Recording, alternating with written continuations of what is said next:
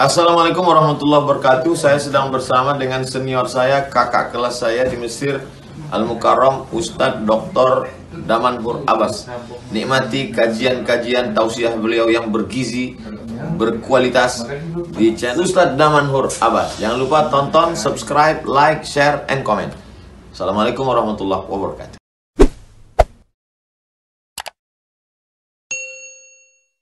Alhamdulillah wassalatu wassalamu ala Rasulillah. Rabbi shrah li sadri wa yassir li amri wahlul 'uqdatam min lisani yafqahu qawli. Amma ba'd. Kemarin pertemuan sebelumnya kita sudah bercerita tentang strategi pertama tentang UMKM syariah.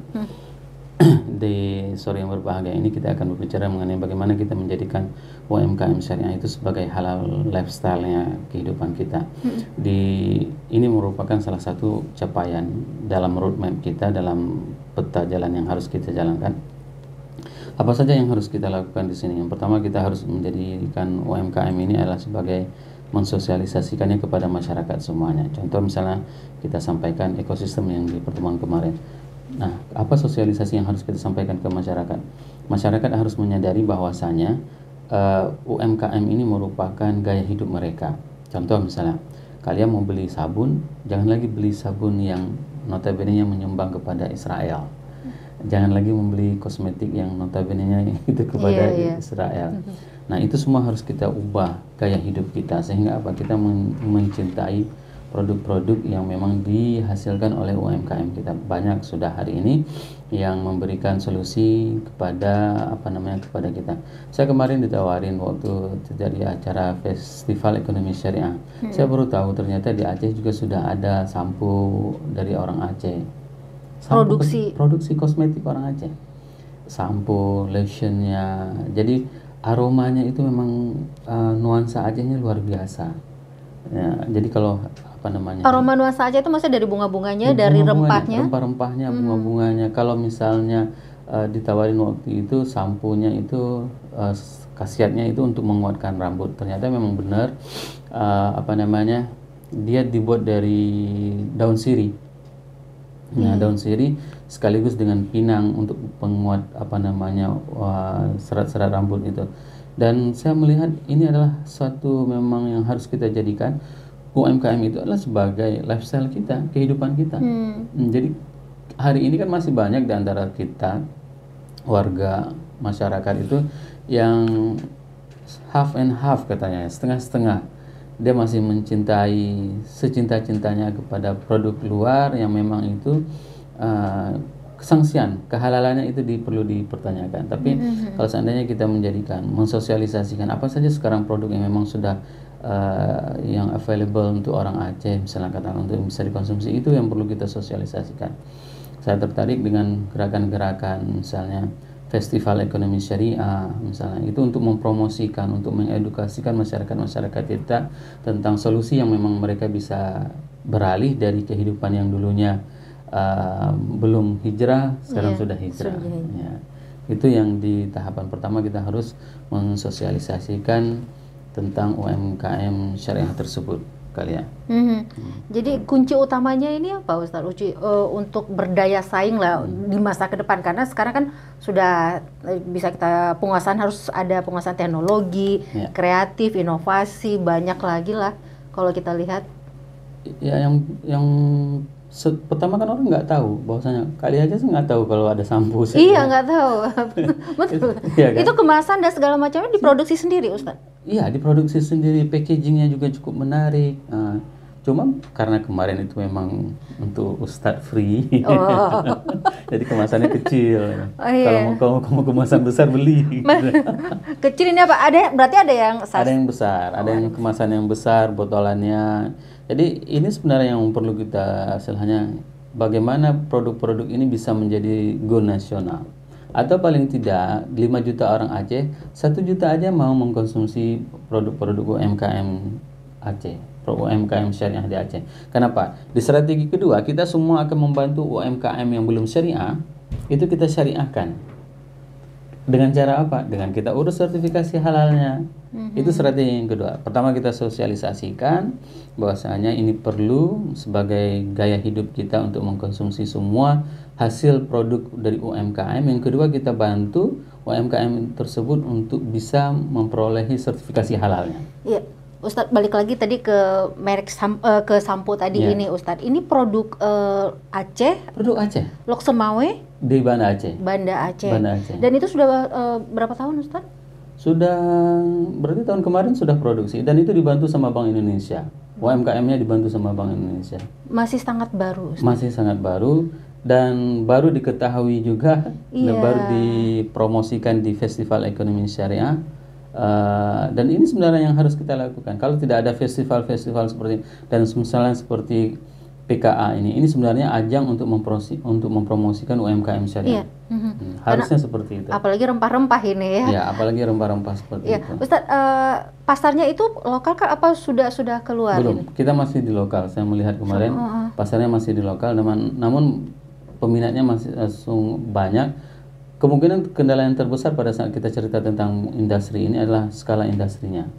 Maka perlu kepada investasi yang ada, katakanlah ada yang mau menginvestasikan untuk hal seperti itu. Jangan lagi investasinya dalam bentuk pembiayaan yang ribawi, ya kan? Contoh misalnya ada keluhan ini dari beberapa UMKM pada saat mereka mendapatkan pembiayaan KUR. Katanya sama aja Ustadz KUR itu.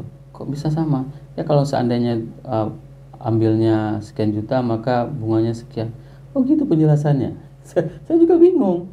Kok masih ada yang berbentuk ribawi di Aceh? Padahal kan di Aceh Kita sudah syariah semua ini Ustadz. makanya mungkin kalau menurut saya itu penjelasan dari pihak institusi keuangannya yang salah. Nah, tanda kutip karena SDM tadi. Kita sudah berbicara di awal.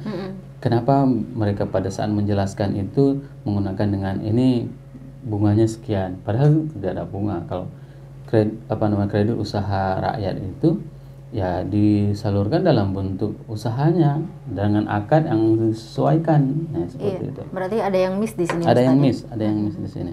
Nah, di sertifikasi ini sangat penting nih kalian. Kenapa? Karena orang tidak akan mau membeli produk-produk kita itu kalau seandainya produk itu tidak ada label halalnya. Ini khusus pada saat kita cerita tentang pasar nasional ataupun pasar internasional. Kalian mau jualan ke Timur Tengah, itu nggak akan ada yang mau beli. Karena masih diragukan ya. Ya, kecuali memang sudah ada logo halalnya. Jangan diperdebatkan logo halal yang mana. Ya. Yang penting ada logo halal, itu merupakan salah satu hal yang memang menjadi persyaratan untuk kita bisa menembus. Sulitkah Ustadz Saya kira nggak ada yang sulit. untuk mengurusnya itu? Nggak ada yang sulit, hanya saja kita perlu mendampinginya. Ada beberapa administrasi yang harus kita selesaikan, kita lengkapi, dan kita siap untuk membantu setiap ada UMKM yang mau melakukan proses pengurusan sertifikasi halal tersebut. Dari hasil yang didapat di lapangan Ustadz, kendala-kendala yang dihadapi para owner untuk UMKM ini apa Ustadz sebenarnya? Di UMKM syariah ini supaya dia bisa menjadi halal lifestyle itu yang pertama sekali adalah produknya itu memang harus skala besar. Itu yang pertama sekali. Kalau tidak dia tidak akan pernah bisa menguasai pasar. Dan kesadaran masyarakat untuk mengkonsumsi produk-produk UMKM halal ini yang perlu kita tingkatkan. Sekarang ada pilihan. Mohon maaf misalnya ada sampo merek salah satu produk secara nasional, sama sampo yang diproduksi oleh UMKM halal. Pilih mana? Kalau dari segi harga pasti lebih mahal yang sampo lokal. Nah, namun kita disinilah perlunya perjuangan. Perjuangannya apa? Pada saat kita membeli lebih mahal, maka itulah yang dinamakan dengan sedekah kita. Sedekah kita, dan itulah yang dinamakan dengan infak kita, itulah yang dinamakan dengan bantuan kita terhadap sesama komunitas kita. Dan lebih gengsi juga Ustadz. Nggak pasaran. Nggak pasaran gitu. Nggak pasaran. Ya. Iya. Nah, kalau masalah pasaran, mohon maaf misalnya kayak saya orangnya kampungnya di Sawang. Siapa yang tahu kalau saya di Sawang pakai yang produk-produk branded? Kan nggak ada yang kenal juga, nggak ada ngaruhnya juga. Ya kan? Bahkan saya melihat di salah satu media sosial kemarin itu salah seorang rapper yang terkenal gitu ya. Dia pakai jam itu bukan jam Rolex, tapi jam Gisok yang $100. Iya, betul Ustadz, betul. Kalau kita lihat juga Ustadz yang memang dia benar-benar ya Ustadz ya, stylenya itu biasa aja malah Ustadz. Nah, yang luar biasa itu kan yang penghasilannya biasa-biasa aja, Nanggung. tapi gayanya luar biasa. Iya, Dia. nanggungnya itu mungkin karena mampu beli Ustadz, padahal yang lebih mampu lagi udah. Baik, Ustadz, kalau Menteri juga kan sudah mengatakan nih, Menteri Koperasi UMKM Bapak Teten Mas Duki juga mengatakan bahwa kunci utamanya itu banyak sekali Ustadz. Ada segala macam lah, termasuk juga fashion ya, kemasan dan segala macamnya itu Ustadz. Ada Ustadz UMKM, karena di RRI juga ada program UMKM ya Ustadz ya. Ada kendala mungkin di permodalan untuk mendapatkan modal itu, apakah sulit Ustadz? Karena tadi Ustadz sempat menyinggung harus besar ya dalam ininya. Harus besar dalam artian kan kita masuk ke strategi ketiga. Tadi sosialisasi, sertifikasi halal, dan yang ketiga strateginya itu adalah industrialisasi. Ini yang paling penting. Kenapa industri ini penting? Inilah yang kita ceritakan tadi. Orang produksi sampo kalau seandainya cuma 100 pieces itu nggak akan pernah berpengaruh. Tapi kalau dia produksi 100.000 itu berpengaruh. Bahannya juga akan istilahnya lebih hemat, tenaga kerja lebih hemat, dia pakai mesin. Ini yang membuat lebih efektif dan lebih efisien. Dari mana dananya? Dananya itu kalau seandainya kesulitan didapati dari lembaga keuangan, maka kita mempunyai lembaga filantropi. Lembaga filantropi, lagi-lagi saya mengatakan Aceh mempunyai lembaga yang dinamakan dengan Baitul Mal. Baitul Mal di Aceh nganggur dananya 200 miliar. Wow, itu uang kertas semua, bukan daun kelor, bukan daun pisang. Uang semua 200 miliar itu. Kenapa sekarang hari ini kita tidak pernah membangun industri dari dana-dana? Dan di kita ada Ustadz itu ya? Itu baru dana Baitul Mal, belum lagi dana Abadi Aceh, belum lagi dana yang otsus. Kenapa hal ini tidak pernah menjadi terpikirkan oleh kita untuk menghidupkan UMKM? Contoh misalnya, dan berulang kali saya katakan, pisang Saleh dari dulu sampai dengan hari ini, mungkin sampai dengan kiamat, bentuk, cita rasa tetap sama aja, tidak pernah berubah, tidak pernah menjadi sebuah konsumsi sebagai konsumsi nasional. Nah, ini sebenarnya yang harus kita ubah menjadi sebuah industrialisasi, pisang Saleh, keripik, ya, dan itu semuanya bisa menjadi income. Bayangkan kalau di luar 1,5 kilo itu pisang itu yang dipotong itu bisa harganya $4. $4 setengah kilo. Di kita 1 kilo itu berapa? Kalau yang kalian dibeli di Biren 1 kilo. Nampak sekali ini sering diberikan juga nggak berapa. 15.000 atau 20.000, ya kan? Harganya segitu. Coba bandingkan 1/2 kilo. Kenapa? Karena packagingnya sudah bagus, kemasan potongannya juga indah, terus penggorengannya juga sudah steril. Nah, sehingga kelihatan pisang itu memang cantik, indah, nggak patah-patah dia. Tapi kalau misalnya di sini kan begitu kita beli bisa jadi tepung.